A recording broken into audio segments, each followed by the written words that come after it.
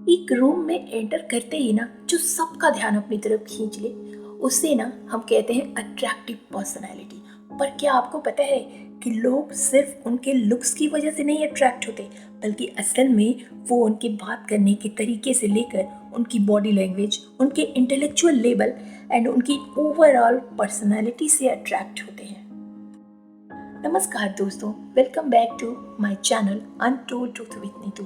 अब attractive personality होने के लिए ऐसे लुक्स तो हर किसी के पास नहीं होते, लेकिन जो attractive social skills in attractive लोगों के पास होती है ना, वो ज़रूर हम इस वीडियो में डिस्कस करने वाले हैं। तो बस वीडियो में बने रहिए। ऐसी 5 स्किल्स के बारे में हम आगे बात करेंगे जिसको फॉलो करके हम भी अपनी पर्सनैलिटी को अट्रैक्टिव तो ज़रूर बना सकते हैं। Point 1, develop dark confidence. जो लोग शाय और क्वाइट होते हैं, जो सोशली ज़्यादा एक्टिव नहीं होते, जो लोगों से बहुत कम मिलते हैं, पर जब भी मिलते हैं तो इतनी अच्छी तरह से मिलते हैं ना कि वो लोग उन्हें कभी भूल नहीं पाते। और ये लोग ना अपने अंदर एक डार्क कॉन्फिडेंस रखते हैं। डार्क कॉन्फिडेंस यानी कि लोग आपके बारे में क्या सोचते हैं उस तरीके से एक्ट करने के बजाय आप अपने बारे में क्या सोचते हो उस हिसाब से आप एक्ट करते हो, और इसे ही कहते हैं डार्क कॉन्फिडेंस। तो दोस्तों, डार्क कॉन्फिडेंस को एक पर्सनालिटी ट्रेट की तरह मत समझो, आप इससे एक एबिलिटी की तरह समझो, जिसे आप जब यूज करते हो जब आपको ज़रूरत पड़ती है। दूसरे लोग होते हैं नॉर्मल कॉन्फिडेंट पर्सन। इनके बहुत ज़्यादा दोस्त होते हैं, ये ग्रुप में सबसे ज़्यादा पॉपुलर होते हैं और ये हमेशा अपना कॉन्फिडेंस शो करते रहते हैं। लेकिन जो डार्क कॉन्फिडेंस वाले लोग होते हैं ना, ये अपना कॉन्फिडेंस सिर्फ दिखाने के लिए शो नहीं करते, ये एक्चुअली में अंदर से कॉन्फिडेंट होते हैं और ये तभी बोलते हैं जब इनको ज़रूरत होती है, क्योंकि इनका कंट्रोल सामने वाले के ऊपर नहीं होता, इनका कंट्रोल सिर्फ अपने ऊपर होता है। जब उन्हें लगता है कि उन्हें बोलना चाहिए वो बोलते हैं। ये कभी भी किसी को इम्प्रेस करने की कोशिश नहीं करते ग्रुप में, ये चुपचाप बैठे रहते हैं। ये जब मौका इनको मिलता है, जब इन्हें लगता है कि अब इन्हें बोलना चाहिए, तब ये बोलते हैं, और जब ये बोलते हैं तो सब इनको सुनते हैं। क्योंकि मोस्टली देखा यही जाता है कि लोग उन्हीं लोगों की तरफ ज़्यादा अट्रैक्ट होते हैं ना जो बहुत कम बोलते हैं, जो ज़्यादा लोगों से इंटरेक्ट नहीं करते, लेकिन जब बोलते हैं तो लोग इन्हें सुनते हैं। And now point number 2, attract through honesty.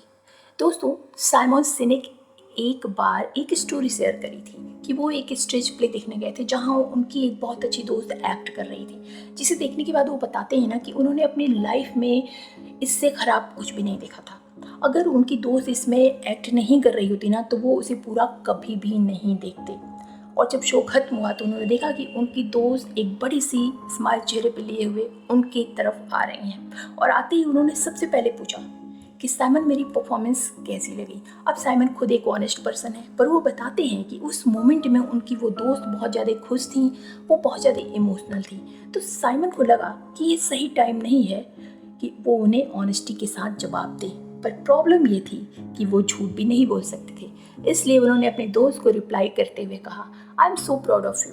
तुम्हें स्टेज पर देखते हुए मुझे बहुत अच्छा लग रहा था, मेरी नज़र तुम पर ही थी और मैं देख रहा था कि तुम अपनी परफॉर्मेंस को काफ़ी एंजॉय कर रही हो, जिसे देखकर मुझे बहुत अच्छा लगा। जो सब कुछ एकदम सही था, वो रियलिटी में ऐसा फील कर रहे थे। उन्होंने अपनी दोस्त से कोई झूठ नहीं बोला और ना ही कंप्लीट ऑनेस्ट होकर उनका दिल तोड़ा। हाँ, प्ले उन्हें बिल्कुल भी अच्छा नहीं लगा, लेकिन उन्हें अपनी फ्रेंड की डेडिकेशन सच में बहुत अच्छी लगी थी। पर अगले दिन साइमन ने अपनी दोस्त को कॉल किया और सारी बातें उनको एक्सप्लेन करी, जिसकी वजह से उनको वो शो बिल्कुल भी अच्छा नहीं लगा था, और उनकी दोस्त भी उनकी बातों को अच्छे से समझी। और उसके बाद उन्होंने कहा कि साइमन, मेरे साथ ऑनेस्ट रहने के लिए थैंक यू। तो दोस्तों, हम लोग ज़्यादातर यही गलती करते हैं, हम हमेशा एक्सट्रीम में चले जाते हैं। या तो हम ब्रूटली ऑनेस्ट होकर रूट बन जाते हैं, या पीपल प्लीजर बन के झूठे बन जाते हैं। तो रूट भी नहीं बनना है और झूठा भी नहीं बनना है, दोनों ही गलत है। लेकिन हाँ, आप अपनी ऑनेस्टी को किस तरह से रखते हो, ये स्किल भी आपके अंदर होनी चाहिए।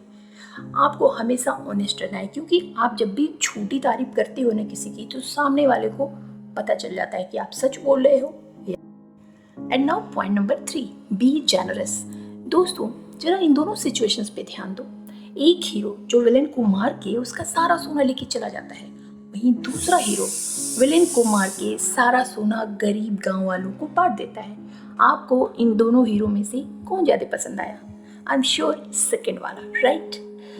तो दोस्तों, आप कितना ज़्यादा रिसीव करते हो, आपका फोकस इससे ज़्यादा इस पे होना चाहिए कि आप सामने वाले को कितना ज़्यादा दे सकते हो। कभी किसी को सीट ऑफर कर देना, कभी किसी की ऐसे ही हेल्प कर देना, लोगों का नाम याद रखना, please, excuse me, thank you जैसे वर्ड्स को हर बार यूज करना, फिर किसी को ऐसे ही रैंडमली कॉम्प्लीमेंट्स दे देना, ये वो चीज़ें हैं जिससे करने से लोगों के सामने ना आपका पॉजिटिव परसेप्शन क्रिएट करने में आपको बहुत ज़्यादा हेल्प मिलती है। ये आपके रिस्पेक्ट को भी इंक्रीज करता है और आप एक पोलाइट और हम्बल पर्सनैलिटी के मालिक नज़र आते हो। अब जब आप सामने वाले को इतना इम्पोर्टेंट फील कराते हो ना, तो ये चीज़ उनका कॉन्फिडेंस बूस्ट करा देता है और ये चीज़ वो कभी नहीं भूलते और आपकी प्रेजेंस में ही वो सबसे ज़्यादा कॉन्फिडेंट और बेटर फील करने लगते हैं, जो आपको नेचुरली बहुत ज़्यादा अट्रैक्टिव बना देता है।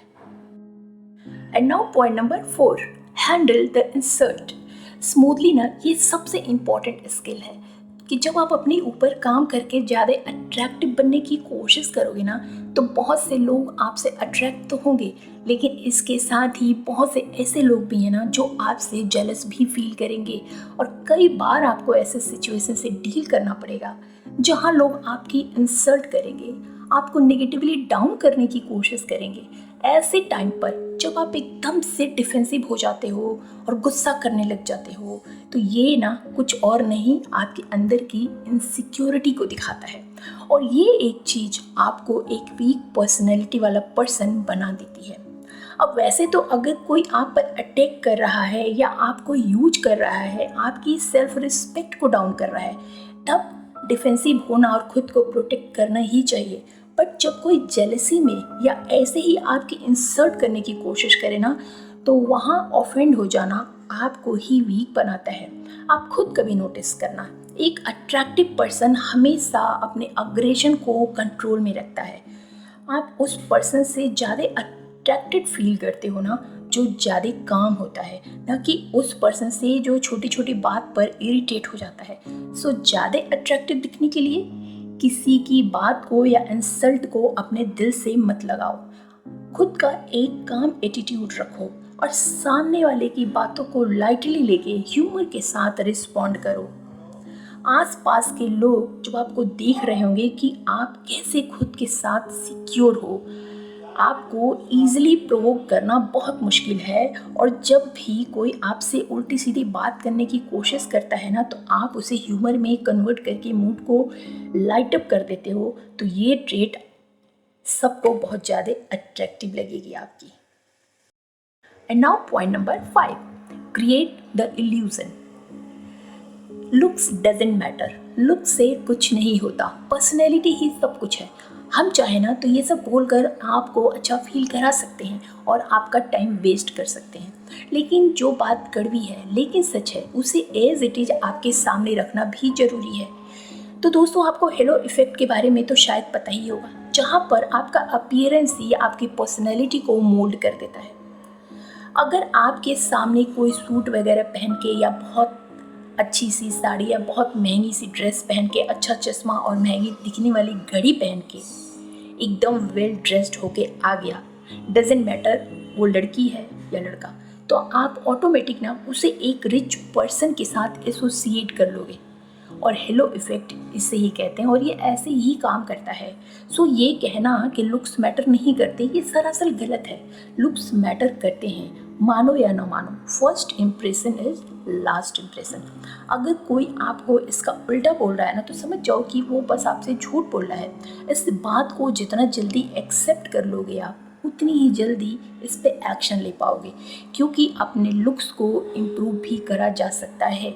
सबसे पहले तो आप अपने दिमाग से ये निकाल दो कि आपके फेशियल फीचर्स ही, आपका स्किन कलर ही आपके लुक्स हैं। आप कितनी गुड लुकिंग लगते हो ना, ये आपकी ओवरऑल फिजिकल अपीयरेंस से डिसाइड होता है। आपके बालों से लेकर आपके जूते तक, आपके सैंडल तक, आपको सब कुछ फिक्स करना होगा और ये सब फिक्स हो जाएगा अगर आप इन 3 एरियाज पे अच्छे से काम करोगे। सबसे पहला फिजिकल फिटनेस, दूसरा है ग्रूमिंग और तीसरा है स्टाइल। तो सबसे पहले स्टार्ट करो फिजिकली फिट होने से।